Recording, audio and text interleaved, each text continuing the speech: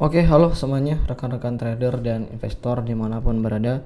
Semoga selalu dalam kesehatan dan juga diberikan profit yang konsisten dalam bertransaksi di saham ya teman-teman, dalam berinvestasi di dunia saham. Oke, kembali lagi di video kita kali ini ya teman-teman, tanggal 2 September hari Jumat. Kita akan coba untuk review market satu pekan kemarin, kira-kira apa sih yang menarik dan kira-kira bagaimana sih prospek satu minggu ke depan. Nah, kita mulai terlebih dahulu teman-teman dari adanya rilis makroekonomi ya. Di sini bisa kita cermati di sini BPS merilis data inflasi di bulan Agustus yang mengalami deflasi ya teman-teman untuk bulan Agustus sebesar 0,21%. Nah, ini kalau misalkan kita lihat sih menurut BPS ya, komoditas utama merupakan penyumbang terbesar untuk deflasi pada bulan Agustus tahun 2022. Ini berasal dari bawang merah, cabai merah, cabai rawit, minyak goreng, dan daging ayam ras. Nah, jadi itu penyebab deflasi di Indonesia bulan Agustus.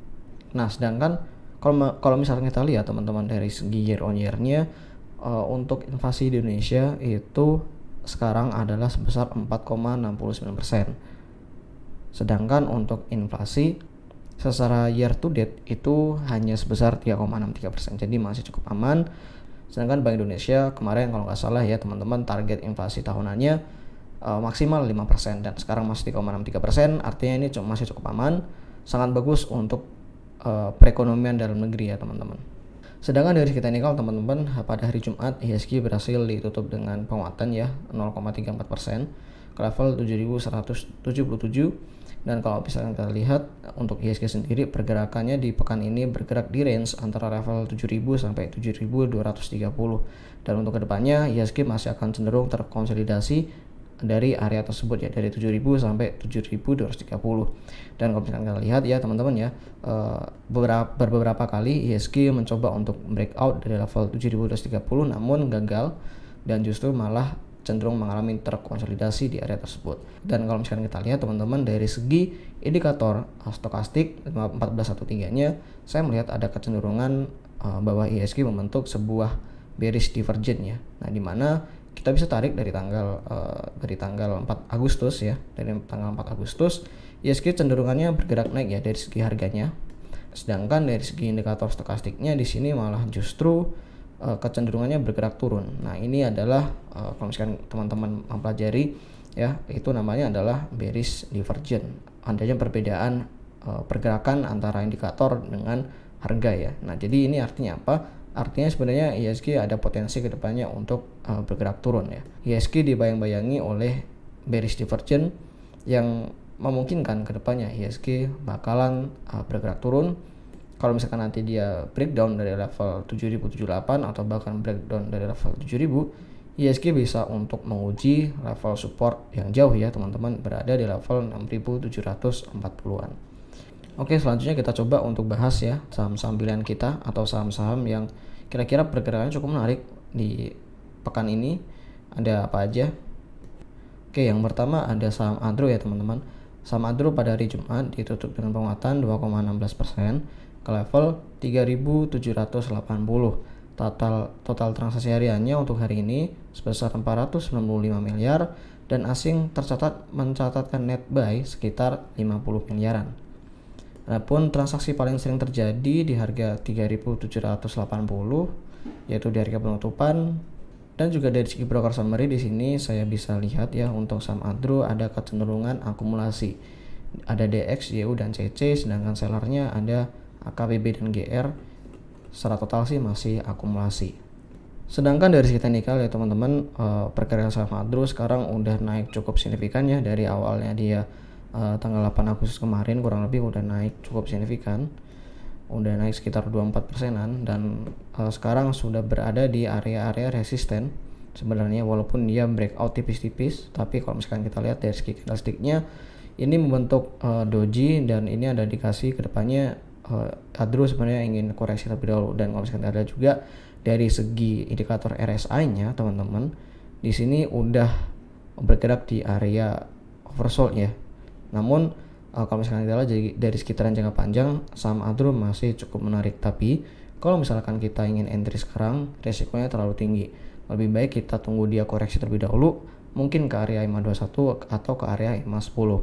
Dan untuk support saham Adro kita bisa tempatkan support yang pertama berada di level 3.380 dan level support yang kedua kita bisa ambil kurang lebih berada di level 3.530 ya untuk level support yang kedua. Kalau misalkan besok Adro turun sampai ke level ini, teman-teman bisa untuk melakukan pembelian. Kalau misalkan teman-teman udah punya di harga sekarang, lebih baik untuk taking profit terlebih dahulu karena ada potensi besok hari Senin akan terkoreksi. Saham yang kedua ada Doit, teman-teman, temannya dari Adro ya ini ya, saham Doit. Nah kalau misalkan kita lihat hari ini dia naik 9,42%, menguat sebesar 36 poin ke level 418 ya, dengan total transaksinya sebesar 155 miliar dan asing mencatatkan net buy sebesar kurang lebih 4 miliar. Adapun pada hari ini transaksi paling sering terjadi di range harga 414 sampai kurang lebih di 418 ya harga penutupan hari ini.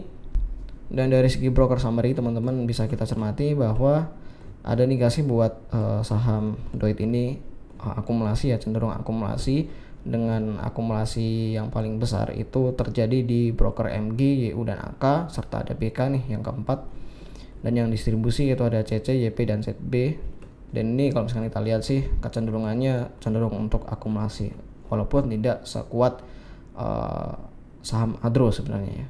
Dari segi teknikal teman-teman saham Doit sangat bagus banget ya.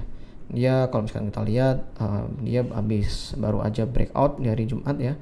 Dia breakout dari area konsolidasi yang cukup panjang di sini dari harga 414 level resisten tertingginya sampai kurang lebih di level 331 atau bisa kita ambil di level 350-an, dan hari ini dari Jumat dia berhasil breakout dan ditutup di harga 418. Nah kalau menurut saya untuk saham Doit ini masih cukup riskan ya teman-teman kalau misalkan ingin entry sekarang, atau bahkan teman-teman kalau misalkan udah punya barangnya lebih baik untuk sell on string aja dulu ya, walaupun sebenarnya hari Senin ada potensi untuk saham Doit ini kembali melanjutkan penguatannya, mengingat dia relatif tertinggal daripada emiten batubara yang lain yang udah naik cukup signifikan, dan dia baru aja naik satu hari ini ya teman-teman di hari Jumat.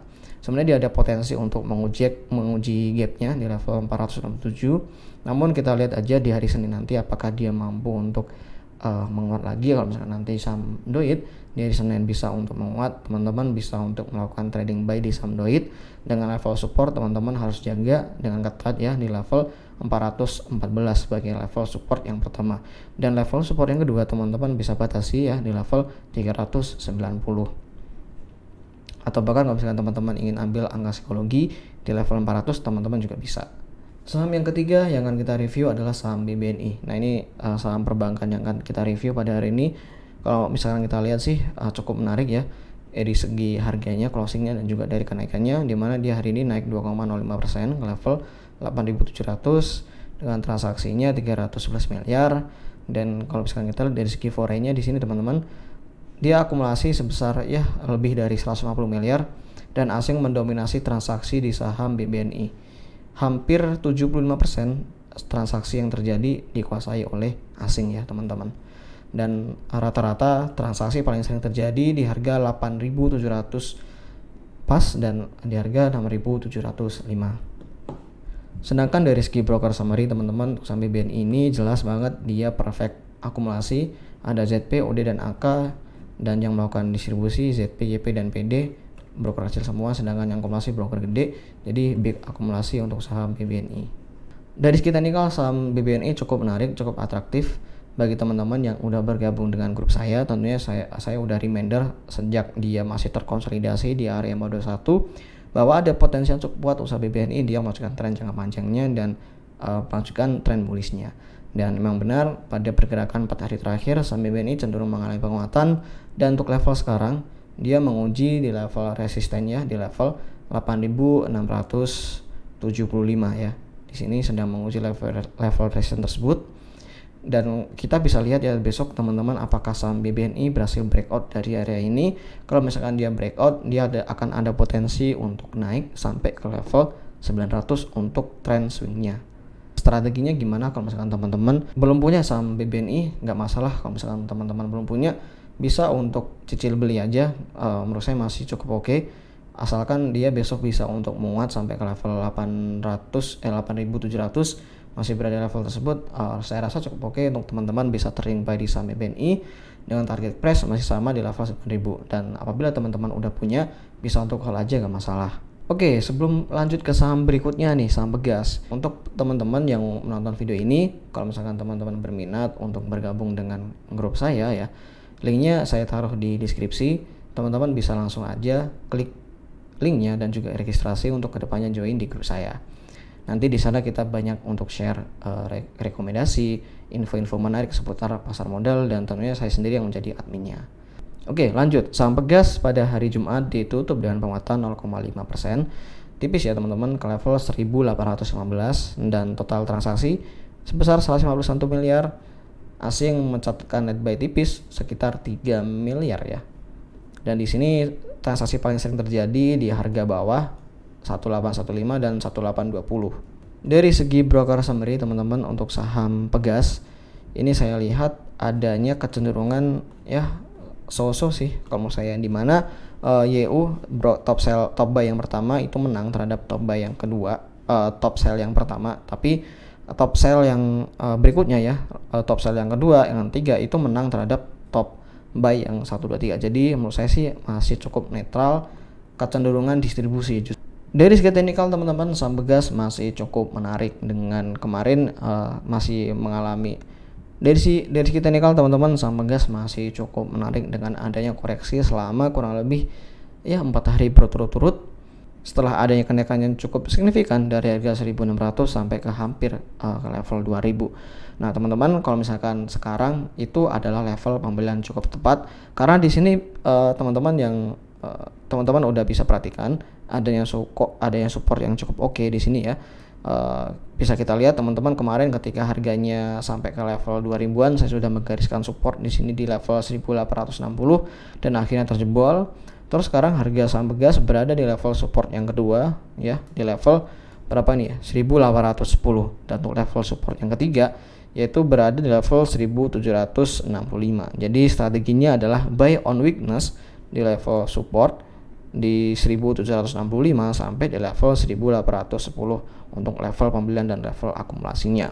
Nah, bagi teman-teman yang ceritanya udah punya saham Pegas gimana, yang udah beli dari atas gimana?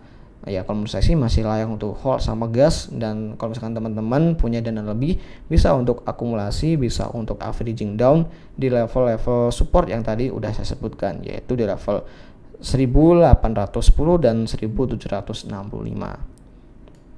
Nah, kalau misalkan kita lihat juga dari segi dynamic supportnya di level 1765 itu adalah level support yang cukup kuat, pertemuan antara level support klasik dengan level support dynamic MA21. Jadi teman-teman bisa untuk trading buy or weakness di saham Pegas di level support tersebut. Nah, saya rasa sih kedepannya masih cukup oke saham Pegas. Dia akan coba untuk menguji level 2000 lagi apabila nanti dia rebound. Tapi ya dengan catatan ya teman-teman, kalau misalkan dia breakdown dari level 1765, saham Pegas ini jadi kurang menarik, karena dia akan ada potensi untuk turun ke level 1700 sampai kurang lebih 1600-an kembali ke level awal. Jadi penguatan kemarin itu hanya sia-sia. Jadi gitu aja untuk saham Pegas. Saham yang kelima ada saham INKP, di mana INKP pada hari Jumat ditutup dengan menguat 7,27% ke level 8.850. Total transaksi untuk saham INKP hari ini 254 miliar dan asing mencatatkan net buy tipis sekitar ya 3 miliaran lah. Dan transaksi paling sering terjadi di harga 8.850. Nah, untuk broker summary-nya untuk saham INKP ini bisa kita lihat bersama-sama bahwa ada kecenderungan akumulasi di saham di broker CC, PD dan AK, sedangkan yang distribusi hanya ada YP, IF dan GR. Sedangkan dari segi teknikal teman-teman, saham INKP cukup menarik dengan dia hari ini berhasil breakout dari level resistennya yang berulang kali gagal ditembus di level 8.470-an, 75 ya, dengan kenaikan volume yang cukup signifikan. Nah, ini berarti saham INKP breakoutnya hari ini sangat powerful. Nah, strateginya bagi teman-teman yang belum punya atau bahkan yang udah punya bagaimana? Kalau misalkan teman-teman udah punya gak masalah, hold aja. Tapi ketika nanti di hari Senin NKP itu turun, teman-teman bisa ambil lagi. Nah, bagi teman-teman yang belum punya SM NKP, yang tadi mau ambil tapi ragu-ragu, bisa untuk buy on weakness ketika nanti di hari Senin ya. Kalau misalkan nanti dikasih koreksi, beli aja ketika dia turun di level 8.725. Ya, itu adalah level pembelian yang saya rasa cukup aman untuk INKP. Teman-teman bisa untuk beli di situ. Ketika nanti dikasih koreksi, teman-teman bisa ambil aja. Dan stop lossnya yaitu di level 8.600. Teman-teman juga harus update trailing stop bagi teman-teman yang udah profit di level 8.650-an.